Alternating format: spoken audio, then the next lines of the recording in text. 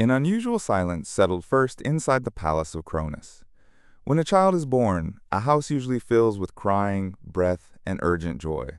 But in this house, the sound of new life could not remain for long. The father on the throne was afraid of it. Cronus had already overthrown his own father. He knew what Uranus had done to his children, and he knew that his own power had risen at the end of that violence.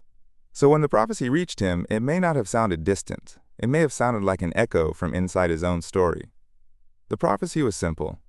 Cronus too would one day be overthrown by his own child.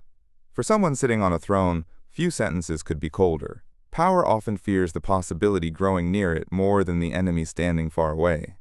Rhea carried a child. It was a new life born from the bloodline of earth and sky. But to Cronus, that child may have looked like a future enemy in a small body. A being that could not yet walk or speak had already become a shadow shaking the throne inside his mind. When the first child was born, Rhea became a mother. Myth names that child Hestia, the power of the hearth, the warmth of the table, and the place where a home can stay whole. But Cronus did not wait for that warm name to unfold. He swallowed the child. The scene is terrible, but it does not need to be imagined in a graphic way. What is more frightening than blood is the coldness of the decision. A father tried to hide a newborn life inside himself in order to remove his own fear. The palace lights remained, but the meaning of the house changed. The inner space that should have protected a child became the place where a child disappeared. The fire that Hestia would one day represent was pushed into darkness before it could truly burn. In time, Rhea gave birth again. Demeter, Hera, Hades, and Poseidon would follow into that house. Later, they would be named with grain, marriage, the underworld, and the sea. But at the moment of birth, they were still small and fragile children. Cronus repeated the same choice each time. When a child was born, he looked at the child. But before he saw a face, he saw the shadow of the prophecy. In the place where love should have begun, he calculated. At the moment when he should have held them, he erased them. Fear returns a person to the same scene again and again. At first, it may look like one unavoidable choice. But when the same act is repeated, it becomes character, and then it becomes order. In the house of Cronus, birth became a law that led straight into disappearance. Rhea's pain stood inside that law. Each time she gave birth, she could not simply rejoice, and she was not given enough time to grieve. The children remained in a mother's arms for too short a moment, and their names could not linger long in the palace halls. In myth, Rhea is not only a figure who weeps. She is someone who endures repeated loss in her own body while watching that loss harden into something treated as normal. In one house, the weakest lives vanish, and the strongest figure grows more afraid. Cronus may have believed that if he swallowed the children, the prophecy would disappear with them. But fear does not vanish because it is swallowed. The deeper it is forced inside, the deeper it grows. He imprisoned his children inside his own body, but he could not erase the memory of that choice. Here the myth leaves a sharp question. How far can the will to protect power go? Someone may say he is protecting a kingdom. Someone may say he is protecting a family. Someone may say he is protecting order. But when those words become excuses for erasing the smallest life, order is already falling apart. Cronus may have wanted to be different from Uranus.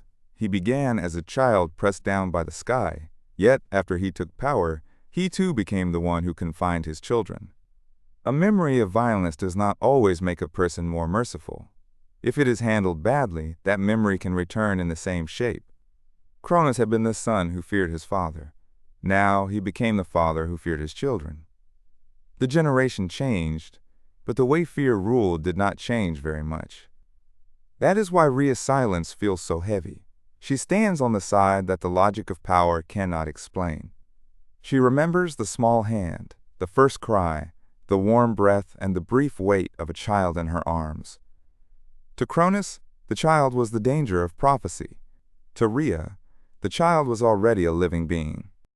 Outside the palace, the world continued to move. The sky remained above, the earth held its seasons, and the sea rolled in from far away. But inside that house, lights went out one by one. As the children disappeared, the names the world would one day need were buried for a while in darkness. This story lasts not only because the scene is frightening, it lasts because we too sometimes harm what is precious in the present because we fear the future. We try to prevent what has not yet happened, and in doing so, we close the door first on the relationships and hearts in front of us. The tragedy of Cronus is that he ruined the present because he feared the future too much. He was afraid that his children would grow and overthrow him, so he took away every moment in which they might grow. Yet that very action becomes the road that makes the prophecy stronger. The swallowed children seem to have disappeared, but in myth, disappearance is rarely the same as an ending. Names trapped in an unseen place can wait to be called again. Hestia, Demeter, Hera, Hades, and Poseidon were not completely erased, even in the dark. Rhea must have known this in her body. A heart that has lost every child can only break, but repeated loss can also become another kind of strength. Long grief can become resignation, and when resignation becomes too deep, it can quietly turn into resolve. Cronus sat upon the throne. From the outside, he looked as if he had won. The children had vanished by his hand, and no voice of resistance sounded in the palace. But a house that is too silent is not a safe house. A silence where every cry has disappeared is not peace. It is stillness pressed down by fear. At the center of this myth, a father's terror and a mother's memory stand facing each other. Cronus believed he had swallowed the prophecy. Rhea did not forget the names of her children. When someone remains who remembers the fading light, darkness cannot become a complete victory.